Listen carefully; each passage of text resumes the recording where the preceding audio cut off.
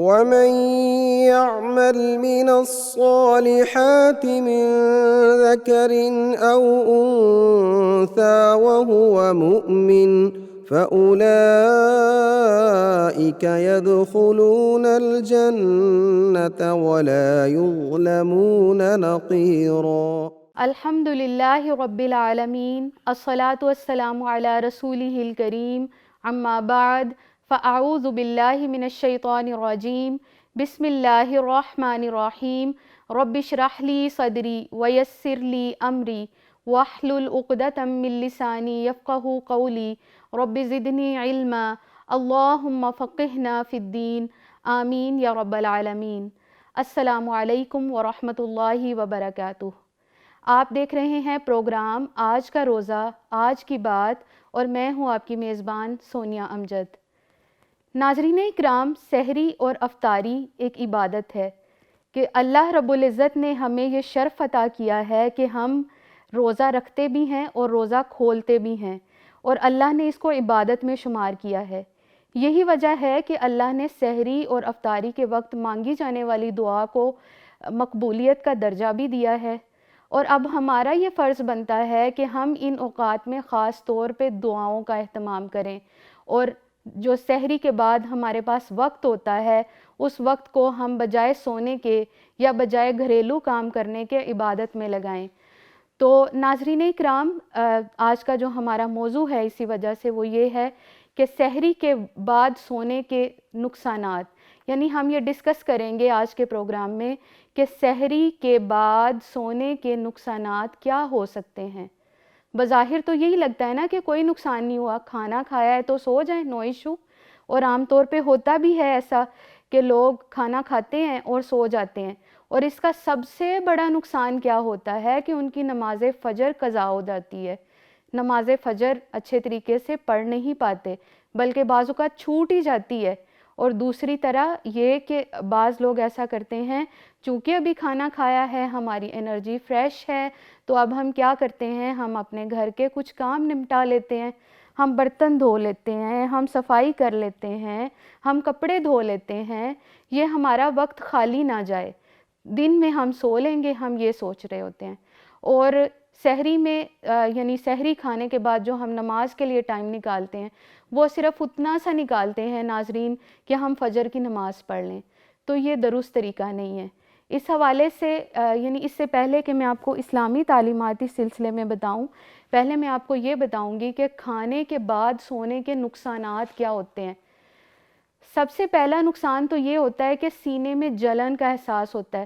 جب آپ کھانا کھاتے ساتھ ہی سو جاتے ہیں تو سینے میں جلن پیدا ہو جاتی ہے، جس کی وجہ سے نظام ہاضمہ جو ہے وہ درست نہیں رہ پاتا، اور اسی وجہ سے تذابیت اور گیس جیسے مسائل کا سامنا کرنا پڑتا ہے۔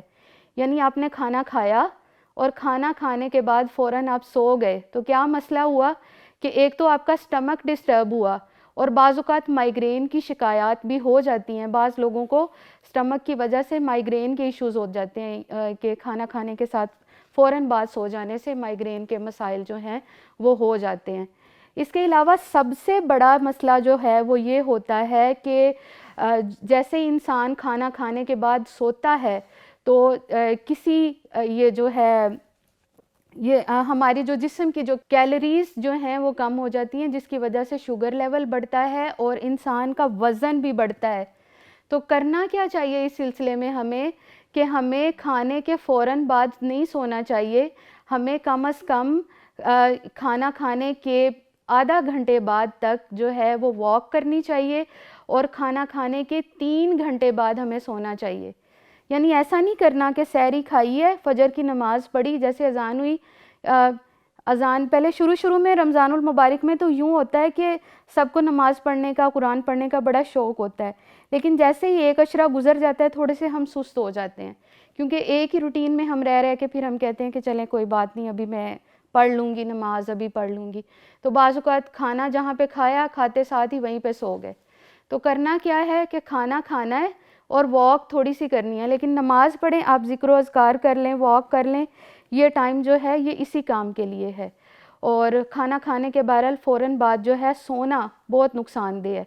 اس کے علاوہ آپ یہ دیکھیں کہ جو لوگ کھانا کھاتے ہی سو جاتے ہیں ان کے معدے میں جو ہے وہ گلوکوز لیول کم ہوتا ہے، جس کی وجہ سے شوگر زیادہ ہو جاتی ہے.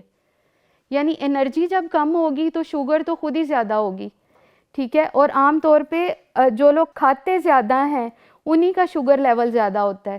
اور شوگر آپ نے یہ سنا ہوگا، آپ لوگ بڑے اچھے طریقے سے جانتے ہوں گے کہ شوگر لیول کم کس بندے کا ہوتا ہے، جس نے کھانا بڑی دیر سے کھایا ہو. یعنی صبح سے لے کے اگر شام تک کسی نے نہیں کھایا تو عام طور پہ وہ ایسے سائنز اینڈ سگنلز اپنے اندر محسوس کرتا ہے، بی پی لو ہو رہا ہے یا سر میں درد ہو رہا ہے، تو وہ جب اپنی ڈائبٹیز چیک کرے تو وہ پتہ لگتا ہے کہ اس کی شوگر لو ہوئی ہے. اگر شوگر نہیں ہے تو اس وقت کی یہ بات بتا رہی ہوں. اگر شوگر ہے پھر تو اور ہی زیادہ ڈینجرس کام ہے.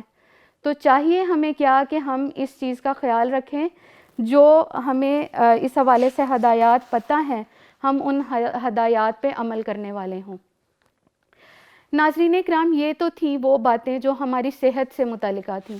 اب ہم کچھ وہ چیزیں دیکھتے ہیں جو ہمیں اسلام گائیڈ کرتا ہے، یعنی اسلامک پوائنٹ آف ویو سے کیا ہے صبح کا وقت ہمارے لیے، اس کو ہم دیکھتے ہیں. نبی اکرم صلی اللہ علیہ وآلہ وسلم نے صبح کے وقت میں خیر و برکت کی نوید سنائی ہے. یعنی ہمیں احادیث سے یہ پتہ چلتا ہے کہ صبح فجر سے لے کر طلوع آفتاب کا جو وقت ہوتا ہے، اس میں انسان کے لیے خیر و برکت حاصل کرنے کے بھرپور مواقع ہوتے ہیں. یعنی ہم جب نماز پڑھتے ہیں اس کے بعد جو بھی ہم دعائیں پڑھتے ہیں، ذکر و اذکار کرتے ہیں، اللہ رب العزت کو وہ بہت پسند آتا ہے. اس طرح سے اس حوالے سے بعض علماء کی یہ بھی رائے ہے کہ جو انسان فجر کی نماز ادا کرے اور صبح کے اذکار پڑھے اور قرآن پاک کی تلاوت کرے، اللہ رب العزت اس کا نام کثرت سے ذکر کرنے والوں کی لسٹ میں ڈال دیتے ہیں. یعنی ایسے لوگوں کی لسٹ میں نام آ جاتا ہے جو اللہ کو بہت یاد کرتے ہیں.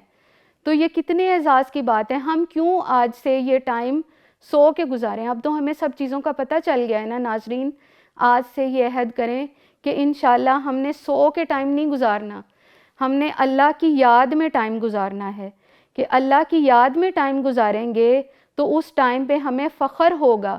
اور نبی اکرم صلی اللہ علیہ وآلہ وسلم نے فرمایا، جو انسان صبح کی نماز پڑھے، ذکر و اذکار کرے اور طلوع آفتاب تک جائے نماز پہ بیٹھا رہے، پھر وہ 2 رکعت نماز پڑھے، تو اللہ رب العزت اسے مقبول حج اور عمرے کا ثواب دیتے ہیں.